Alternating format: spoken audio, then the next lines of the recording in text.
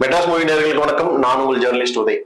வசீகரன் பாலாஜி இயக்கத்துல கல்லூரி வினோத், வேலு பிரபாகரன், பிரியதர்ஷினி, ரோபோசங்கர் மனைவி பிரியங்கா மற்றும் பலர் நடிச்ச அப்பு படத்தோட ரிவ்யூ இந்த வீடியோல பார்க்க போறோம். அப்பு ஒரு குழந்தைங்களையோ இல்ல ஒரு அன்புக்குரியவர்களை ஆசையா கூப்பிட்டுக்கிற ஒரு பேரு. கதை கூட அது மாதிரி ஒரு மென்மையான ஒரு கதை தான். மென்மையான மக்கள் எத்தனை பிரச்சனைகள் சந்திக்க நேரிடும்ன்றதுதான் இந்த படம். தாய் தந்தை இழந்த ஒரு குழந்தை, அவர் படிக்கணும்னு துடிக்கிறாரு. அவரு எது மாதிரியான பிரச்சனை சந்திச்சாருன்றது ஒரு பக்கம். நல்லா படிச்சு காலேஜ்லயே டாப் ஸ்கோர்ல இருந்து ஒரு நல்ல கம்பெனில ஒர்க் பண்ணிட்டு இருக்கிற ஒரு யங்ஸ்டர், அவரு எது மாதிரியான பிரச்சனை சந்திக்கிறாரு அப்படின்றதுதான் இந்த படத்தோட முழு கதை. ரெண்டு பேரும் நல்லவங்க தான். சூழ்நிலைக்காக எப்படி மாறுகிறார் என்றதுதான் மீதி கதை. டைரக்டர் வசீகரன் பாலாஜி ஒரு நல்ல கதையை தேர்ந்தெடுத்திருக்கிறாரு. இந்த சொசைட்டிக்கு அவர் நல்ல மெசேஜ் கொடுக்கணும்னு அவர் முயற்சி பண்ணியிருக்காரு. அவருக்கு பாராட்டுக்கள்.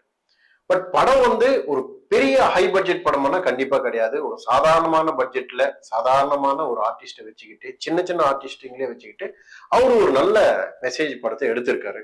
சென்னையிலேயே ஒரு 2-3 லொகேஷன்லயே எடுத்து முடிச்சிட்டாரு படத்தை. சொல்ல போனா ஒரு பெரிய குவார்டர்ஸ், அதுலயே முக்காவாசி படம் அதுலயே தான் ரன் ஆகுது. 6th ஸ்டாண்டர்ட் படிக்கிற பையன், அவங்க அப்பா ஆக்சிடென்ட்ல இறந்து போயிடுறாரு. இறந்து போன பிறகு அந்த பையனோட படிப்புக்காக ரொம்ப கஷ்டப்படுறான்.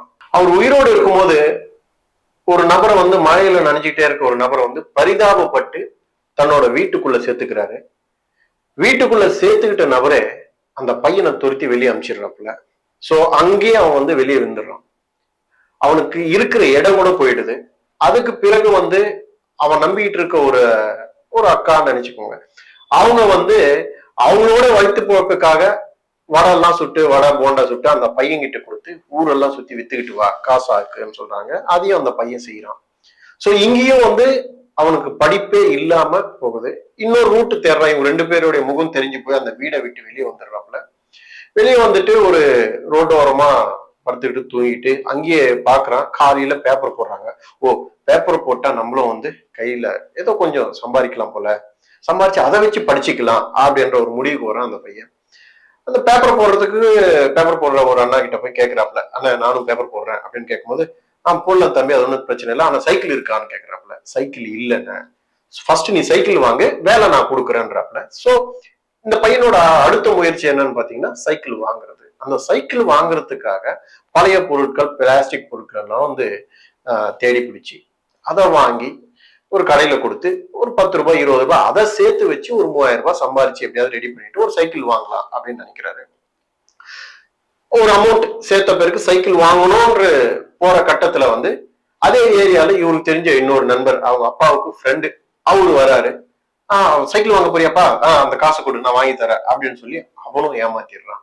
சோ இது மாதிரியான சூழ்நிலைக்கு தள்ளப்படுற அந்த பையன் நல்லா படிச்சானா இல்லையான்றதுதான். கல்லூரி வினோத் ஏற்கனவே சொன்ன மாதிரி காலேஜ்ல டாப் ரேங்கர், பிளேஸ்மெண்ட்டும் ஒரு பெரிய ஜாப் கம்பெனில, ஒரு பெரிய கம்பெனில ஜாப் வருது.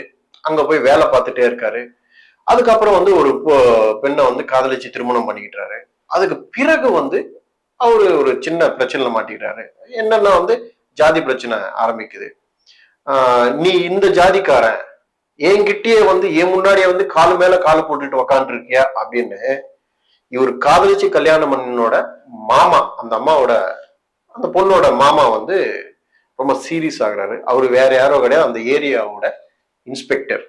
சோ அந்த இன்ஸ்பெக்டர் இவரு மேல இல்லாத படியெல்லாம் சுமத்தி இவரை ஒரு கேஸ்ல உள்ள தள்ளி வச்சுக்கிறாரு. கேஸ்ல இருந்து வெளியே வந்த பிறகு தெரிஞ்ச விஷயம் தான். ஸ்டேஷன்ல இருந்து வெளியே வந்த பிறகு இல்ல ஜெயில இருந்து வெளியே வந்த பிறகோ அவன் மேல ஒரு ரகமான ஒரு பார்வை இருக்கும் மக்கள் நடுவுல. இவனும் ரவுடியா மாறிடுறான். இவங்க 2 பேரோட அந்த போராட்டம்ன்றது ரொம்ப அழகா காமிச்சிருக்காரு.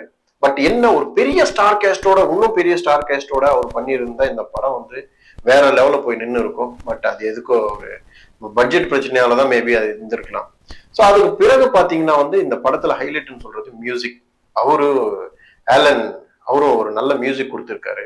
சோ ஒட்டுமொத்தமா எல்லாரும் சூப்பரா அவங்களுக்கு கொடுத்த கேரக்டர்ல எல்லாருமே நல்லா நடிச்சிருக்காங்க. என்ன தேனப்பன் ஒரு ஒரு 4 சீன் முன்னாடி ஒரு ரவுடியா ஒரு 500 கோடி அடிச்சிடுற ஒரு போலீஸ் ஆபீசரா வராரு. கல்லூரி வினோத வந்து ஒரு நல்வழியில கொண்டு போற ஒரு போலீஸ் ஆபீசரா மாறுறாரு. அந்த டிரான்ஸ்பர்மேஷன் தான் எப்படின்றதே ஒண்ணு புரிய மாட்டேங்குது. ரொம்ப லாஜிக்கெல்லாம் இருக்கு படத்துல. அந்த லாஜிக்கெல்லாம் இல்லாம போய் படத்தை பார்த்தா உங்களுக்கும் பிடிக்கும். மற்றொரு வீடியோவில் சந்திப்போம். நன்றி, வணக்கம்.